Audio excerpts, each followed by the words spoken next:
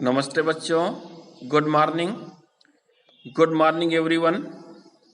और आज हम लोग फिर अपना अगला टॉपिक पढ़ेंगे। इसके पहले हम लोग महासागरों और महाद्वीपों का वितरण पढ़ रहे थे और इसके अंतर्गत महाद्वीपीय प्रवाह और इससे संबंध में जो भी तर्क दिए गए थे कि महाद्वीपों का विखंडन हुआ, इसके बारे में हम लोग ने देखा था।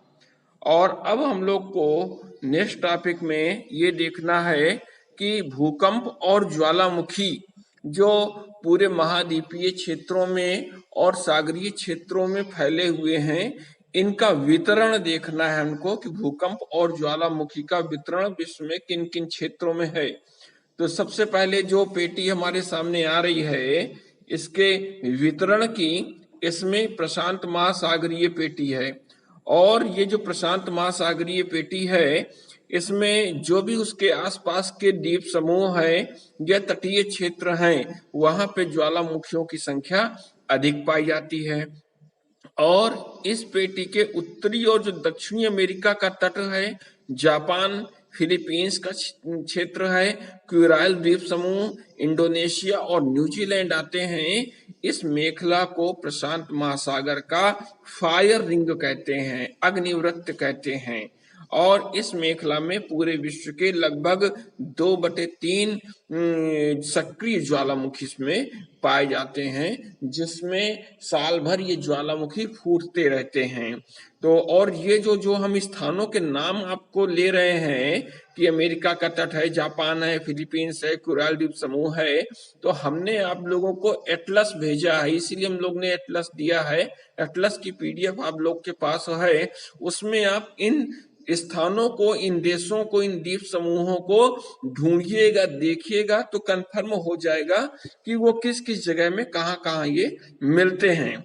इसके अलावा और आगे हम लोग चलते हैं तो यहाँ पे जो दूसरा क्षेत्र मिल रहा है मध्य महाद्वीपीय पेटी, और इस पेटी के अंतर्गत ये पेटी यूरोप और एशिया का जो मध्यवर्ती क्षेत्र है, वहां पे पर्वतों के साथ साथ ये फैली हुई है। और जो इटली का क्षेत्र है, भूमध्य सागर का क्षेत्र है, साथ में काकेशिया, आर्मीनिया, फारस और बलूचिस्तान का क्षेत्र होते हुए ये पूर्वी द्वीप समूह तक ये फैली हुई है। इसके अलावा जो अंध महासागरीय पेटी है, इसमें मध्य अमेरिका का ज्वालामुखी क्षेत्र है, श्रृंखलाएं हैं, एंडीज द्वीपों तक ये प्रवेश करते समय पश्चिमी द्वीप समूह तक ये चली गई हैं। और आंध्र महासागर के पूर्वी क्षेत्र में स्थित एजोर्स, केप वर्डे और कनारी द्वीप तक ये चली गई हैं। इसके अलावा जो अन्य क्षेत्रों में देखते हैं हम इनका विस्तार, उसमें हिंद महासागर का जो मॉरिशस का क्षेत्र है, कोमोटो क्षेत्र है, रियूनियन आदि का क्षेत्र है, यहाँ भी इनका फैलाव है इन ज्वालामुखी का। इसके अलावा जो ज्वालामुखी से प्रभावित क्षेत्र हैं संसार के, इसमें से प्रशांत महासागरीय क्षेत्र है, और इसमें अमेरिका का जो दोनों तरफ का हिस्सा महाद्वीपों का है, एंडीज और रॉकी पर्वत का क्षेत्र है, जो कि अलास्का तक ये चला जाता है। इसके अलावा जो अमेरिकी महाद्वीप के आसपास का क्षेत्र है, इसमें और साइबेरिया का क्षेत्र, ताइवान, जापान, फिलीपींस और न्यू गिनी होते हुए ये न्यूजीलैंड ये मेखला पहुंचती है। और भूकंपों की ये जो पेटी है, ये ज्वालामुखी के साथ साथ ये फैली हुई है। इसका मतलब जिस पेटी में ज्वालामुखी क्षेत्र फैले हुए हैं, उसी क्षेत्रों में भूकंप की पेटी भी इसका विस्तार है।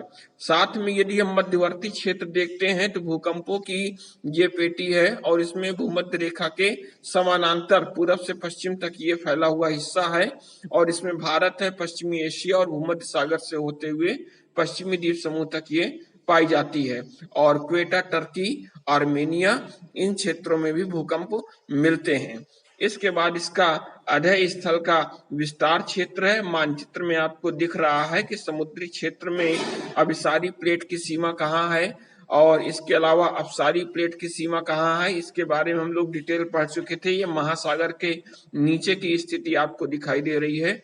और इसमें जो महासागरीय कटक हैं, उनके दोनों तटों में शैलों का निर्माण कैसे हो सकता है, चुंबकीय गुणों में समरूपता कैसे मिल सकती है, इसके बारे में भी इस चित्र से हमको जानकारी मिल रही है।